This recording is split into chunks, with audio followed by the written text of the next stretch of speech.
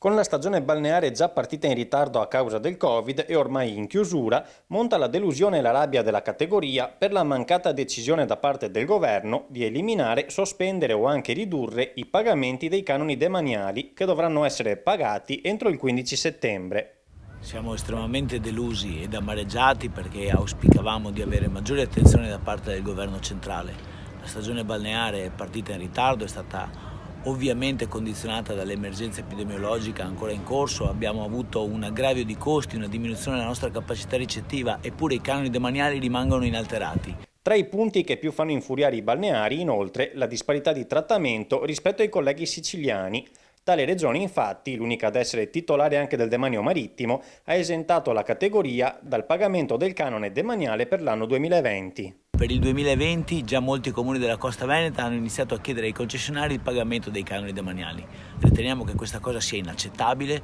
e soprattutto che sia inaccettabile la disparità di trattamento tra una regione come il Veneto, motore turistico d'Italia, prima regione per presenze, ed altre regioni come la Sicilia che in virtù dello statuto autonomo ha potuto con un semplice provvedimento del proprio Parlamento annullare i canoni per la stagione 2020 e fissare al 50% anche quelli del 2021. Forte di queste motivazioni, Union Mare Veneto si sta quindi adoperando in sinergia con il comitato di presidenza del Sindacato Italiano Balneari per far apportare in sede di conversione del decreto legge apposito le opportune modifiche e integrazioni per eliminare, ridurre o sospendere il pagamento del canone. Riduzione invocata anche sulla base della legge 296 del 2006 che la prevede nella misura del 50% in presenza di eventi dannosi di eccezionale gravità che comportino una minore utilizzazione dei beni oggetto della concessione, previo accertamento da parte delle competenti autorità marittime di zona.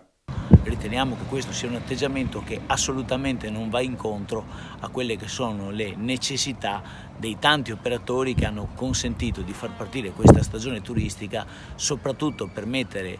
in piedi la grande macchina del turismo sulla Costa Veneta.